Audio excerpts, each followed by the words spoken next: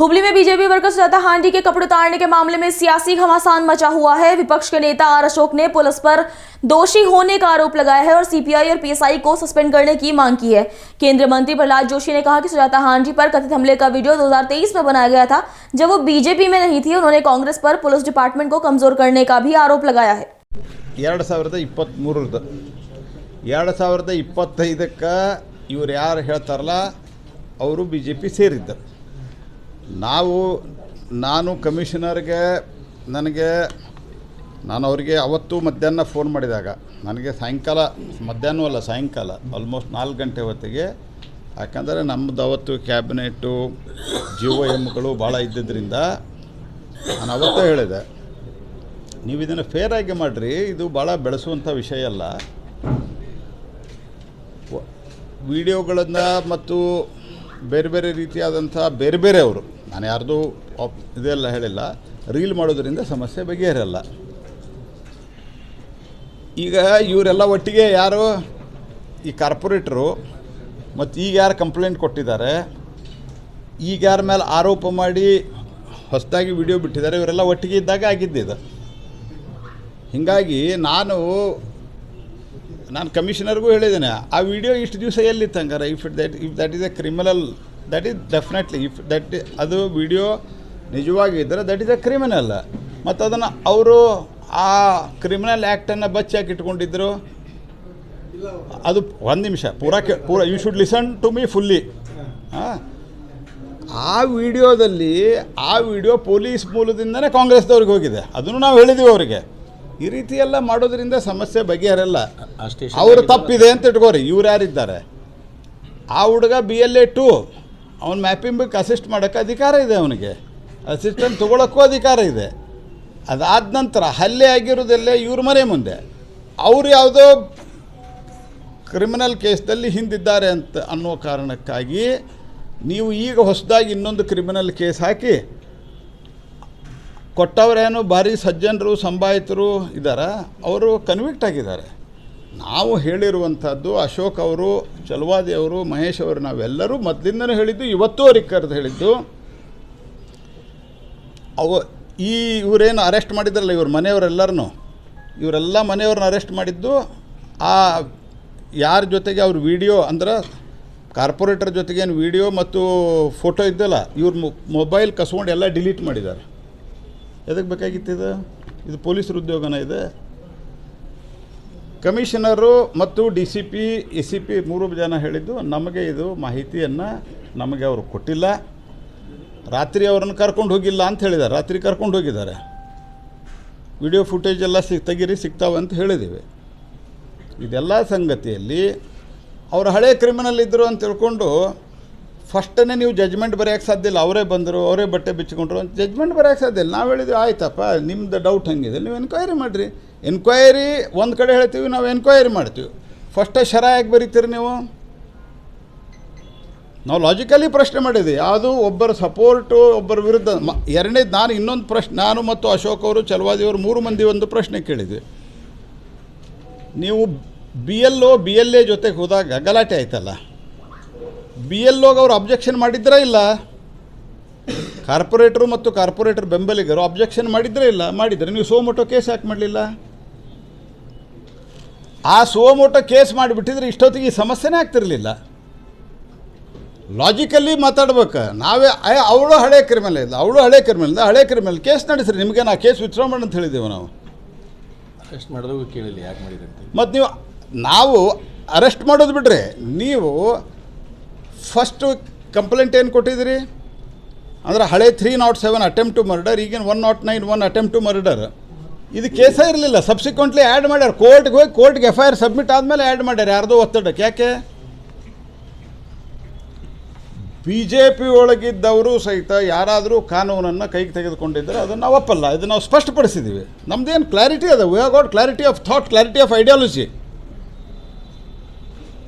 ಆದರೆ ಅವಳು ಹಳೆ ಕ್ರಿಮಿನಲ್ ಮಾಡಿದ್ಲು ಅಂಥೇಳಿ ಅವಳನ್ನ ಎತ್ಕೊಂಡೋಗಿ ಜೀಪ್ನಾಗ ಹಿಂಗೆ ಒಗೆಯೋದಕ್ಕೆ, ಅಥವಾ ಅವಳು ಕ್ರಿಮಿನಲ್ ಇದ್ದಾಳೆ ಅಂತ ತಿಳ್ಕೊಂಡು ಯಾರನ್ನೋ 4 ಜನರನ್ನ ಪೊಲೀಸರನ್ನ ಬಿಟ್ಟು ಅವ್ರನ್ನ ಎತ್ಕೊಂಡೋಗಿ ಅವಳು ಬಟ್ಟೆ ಅವರು ಎತ್ತಿ ಒಗೆಯೋದ್ರಲ್ಲಿ ನನ್ನ ಬಟ್ಟೆ ಹರಿತು ಅಂತ ಇವ್ರು ಹೇಳ್ತಾರೆ, ಬಟ್ಟೆ ತೆಗೆದ್ರು ಅಂತ ಒಬ್ಬರೇ ಹೇಳ್ತಾರೆ, ಅವರೇ ಬಿಚ್ಚಿಕೊಂಡು ನೀವ್ಯಾಕ್ಷರ ಬರೀತೀರಿ ಇದನ್ನು? ಯು ಹ್ಯಾವ್ ಟು ಎನ್ಕ್ವೈರಿ ಇಟ್ಟು ಉಂಟಲ್ಲ, ಥರೋಲಿ ಎನ್ಕ್ವೈರಿ. ನೀವು ಡಿ ಸಿ ಪಿನ ಎನ್ಕ್ವೈರಿ ಅಂತೀರಿ, ಈಗ further C O D enquiry ಮಾಡಿದ್ರೆ ಯಾಕೆ ಮಾಡಿದ್ದಾರೆ? ಹಂಗಾರೆ ತಪ್ಪಿಲ್ಲ ಅಂದರೆ C O D enquiry order ಮಾಡಿದ್ರೆ ಯಾಕೆ ಮಾಡಿದ್ದಾರೆ?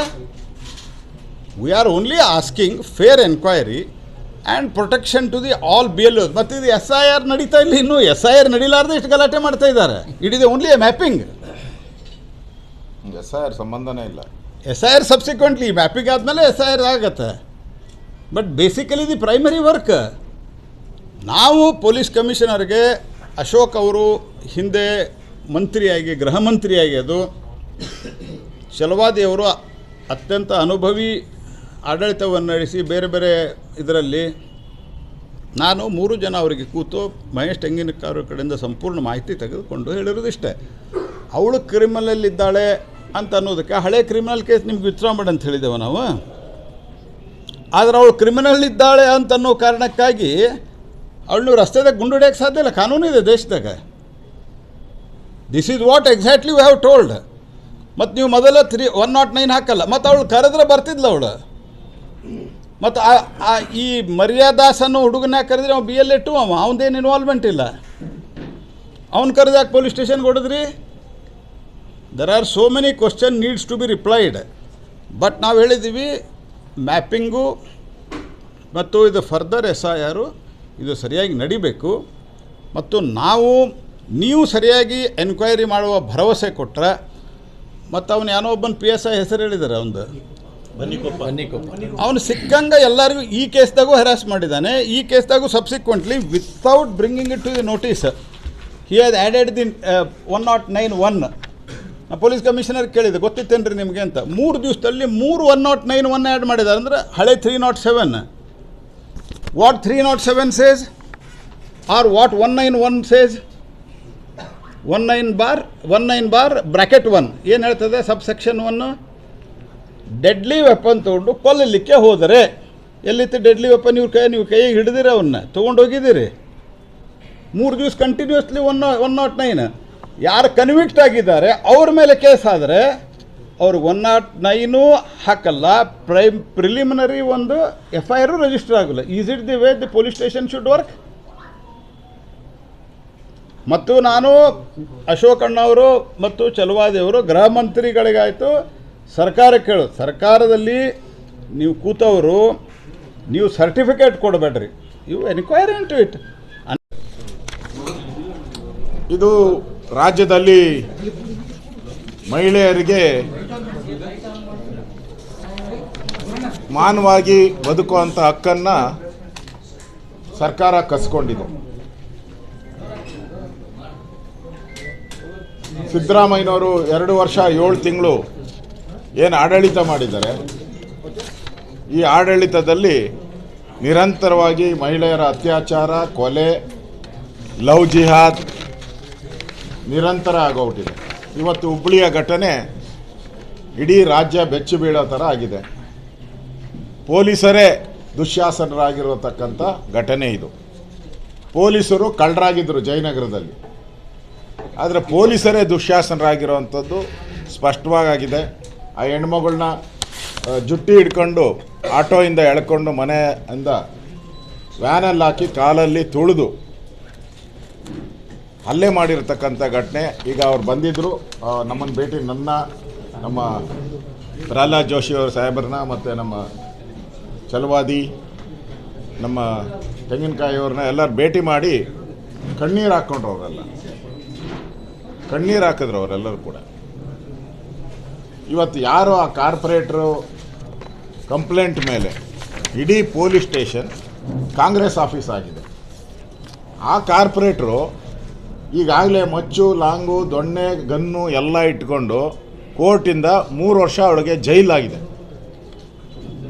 ಜೈಲಾಗಿದೆ 3 ವರ್ಷ. ಆಯಮ್ಮ ಬೇಲಲ್ಲಿದ್ದಾರೆ. ಹೆಂಗೆ ರಾಹುಲ್ ಗಾಂಧಿ, ಸೋನಿಯಾ ಗಾಂಧಿ ಅವರೆಲ್ಲ ಬೇಲಲ್ಲೇ ತಾನೇ ಅವರೂ ಇರೋದು. ಈ ಪಾರ್ಟಿನೂ ಕೂಡ ಬೇಲಲ್ಲೇ ಇದೆ.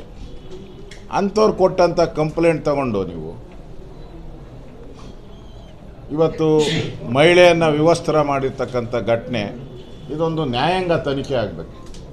ಇಲ್ಲಿನ ಪೊಲೀಸು ಪೂರ್ತಿಯಾಗಿ ಕಾಂಗ್ರೆಸ್ ಆಫೀಸ್ ರೀತಿ ಕೆಲಸ ಮಾಡಿದೆ. ಒಂದು ಅರೆಸ್ಟ್ ಮಾಡಿರೋವಂಥ ಘಟನೆ 40 ಜನ ಹೋಗಿರೋವಂಥದ್ದು. ಅದೇ ಅಪೋನೆಂಟ್ ಕಂಪ್ಲೇಂಟ್ ಕೊಟ್ಟಾಗ ಅವ್ರನ್ನ 40 ಜನ ಅಲ್ಲ, ಒಬ್ಬರು ಇಲ್ಲ, ಪೊಲೀಸವರು ಕಾರಲ್ಲಿ ಕರ್ಕೊಂಡೋಗಿ ಪೊಲೀಸ್ ಸ್ಟೇಷನಿಂದ ಅವರೇ ಹೇಳ್ಕೊಟ್ಟು ಆಸ್ಪತ್ರೆಗೆ ಅಡ್ಮಿಟ್ ಮಾಡಿದ್ದಾರೆ. ಇದೆಲ್ಲ ನೋಡ್ತಾ ಇದ್ದರೆ ಪ್ಯೂರ್ಲಿ ಪಾರ್ಶಾಲಿಟಿ ಮಾಡಿರೋದು ಇದೆ. ಅದರಿಂದ ನಾನು ಮತ್ತು ಜೋಶಿಯವರೆಲ್ಲ ನಾವೆಲ್ಲರೂ ಕೂಡ ಈಗ ಪೊಲೀಸ್ ಕಮಿಷನರ್ ಅವ್ರನ್ನ, ಜಿಲ್ಲಾಧಿಕಾರಿಗಳನ್ನು, ಈ ಥರ ಎಲ್ಲ ಅಧಿಕಾರಿಗಳನ್ನು ನಾವು ಇನ್ಫಾರ್ಮೇಷನ್ಗೋಸ್ಕರ ಕರೆದಿದ್ರಿ ನಾವು. ಸೊ ನನಗಿರೋ ಮಾಹಿತಿ ಪ್ರಕಾರ, ಇಂಟರ್ನಲ್ ಪೊಲೀಸ್ ಡಿಪಾರ್ಟ್ಮೆಂಟ್ ಮಾಹಿತಿ ಪ್ರಕಾರ, ಇಂಟರ್ನಲ್ ಈ ಮನುಷ್ಯ ಯಾರಿದ್ದಾನೆ, ಸಬ್ ಇನ್ಸ್ಪೆಕ್ಟ್ರು, ಸರ್ಕಲ್ ಇನ್ಸ್ಪೆಕ್ಟ್ರು, ಯಾವುದೇ ಮಾಹಿತಿಯನ್ನು ಮೇಲೆ ಕೊಟ್ಟೇ ಇಲ್ಲ, ಯಾರಿಗೂ ತಿಳಿಸೇ ಇಲ್ಲ. ಇವನೇ ಸುಮೋಟ ತಗೊಂಬಿಟ್ಟವನೆಲ್ಲ. ಇಷ್ಟೆಲ್ಲ ಅನಾಹುತಕ್ಕೆ ಅವನೇ ಕಾರಣ. ಅವನೊಬ್ಬ ಸಮಯ ಪ್ರಜ್ಞೆ ಮಾಡಿ ಸರಿಯಾಗಿ ನಿಭಾಯಿಸಿದರೆ ಇಷ್ಟೊಂದು ದೊಡ್ಡ ಘಟನೆ ಇಡೀ ದೇಶ ನೋಡೋವಂಥ ಈ ಹುಬ್ಬಳ್ಳಿ ಘಟನೆ ನಡೀತಾನೆ ಇರಲಿಲ್ಲ. ಅದಕ್ಕೆ ಮೇಯ್ನ್ ಅಪರಾಧಿ ಇವು ಸರ್ಕಲ್ ಇನ್ಸ್ಪೆಕ್ಟ್ರು ಮತ್ತು ಸಬ್ ಇನ್ಸ್ಪೆಕ್ಟ್ರು. ಆ ಸಬ್ ಇನ್ಸ್ಪೆಕ್ಟ್ರ ಇಮಿಡಿಯೇಟಾಗಿ ಸಸ್ಪೆಂಡ್ ಮಾಡಬೇಕು. ಈಗಾಗಲೇ ಜೋಶಿಯವರು ಪೊಲೀಸ್ ಅಧಿಕಾರಿಗಳ ಜೊತೆ ಮಾತಾಡಿದ್ದಾರೆ. ಅವ್ರನ್ನ ಸಸ್ಪೆಂಡ್ ಮಾಡಬೇಕು. ಇದೊಂದು ನ್ಯಾಯಾಂಗ ತನಿಖೆ ಆಗಬೇಕು. ಇನ್ನು ಮುಂದೆ ಪೊಲೀಸ್ ಸ್ಟೇಷನ್ಗಳು ಮಹಿಳೆಯರು ಬಂದಾಗ ಗೌರವದಿಂದ ನಡ್ಕೊಳ್ಳೋ ಅಂಥ ಸಂಸ್ಕೃತಿಯನ್ನು ನಮ್ಮ ಸರ್ಕಾರ, ಗೃಹ ಸಚಿವರು ಪರಮೇಶ್ವರ್ ಅವರು ತಿಳಿ ಹೇಳಬೇಕು. ಅಷ್ಟು ಹೇಳೋಕ್ಕಾಗಿಲ್ಲ ಅಂತ ಹೇಳಿದ್ರೆ ಪರಮೇಶ್ವರ್ ಅವ್ರಿಗೆ ಇವಾಗಲೇ ನೀವೆಲ್ಲ ಬಿರುದು ಕೊಟ್ಬಿಟ್ಟಿದ್ದೀರ. ಗೊತ್ತಿಲ್ಲ, ನೋಡಿಲ್ಲ, ವರದಿ ತಗೊತೀನಿ, ಈ ಬಿರುದು ಕೊಟ್ಟಿದ್ದೀರ. ಇದೊಂದು ಬಿರುದು ಸೇರ್ಕೊಂತದ್ದು, ಈ ಬಿರುದು ಸೇರ್ಕೊಂಬಿಡ್ತೈತೆ. ಆಮೇಲೆ ಹಂಗಾಗೋದು ಬೇಡ. ಆದ್ದರಿಂದ ನಾವು ಹೋರಾಟ ಮಾಡಿದ್ದೀರಿ. ಈಗ ಭೇಟಿ ಮಾಡಿ ಅಧಿಕಾರಿಗಳ ಜೊತೆ ಎಲ್ಲ ಚರ್ಚೆ ಆಗಿದೆ. ನಮಗೆ ಅಧಿಕಾರಿಗಳು, ಕಮಿಷನರ್ ಸರಿಯಾದಂಥ ತೀರ್ಮಾನವನ್ನು ತೆಗೆದುಕೊಳ್ತಾರೆ ಅಂತ ವಿಶ್ವಾಸದ ಮೇಲೆ ನಾವು ಇಲ್ಲಿಂದ ತೆರಳ್ತಾ ಇದ್ದೀವಿ ನಾವು.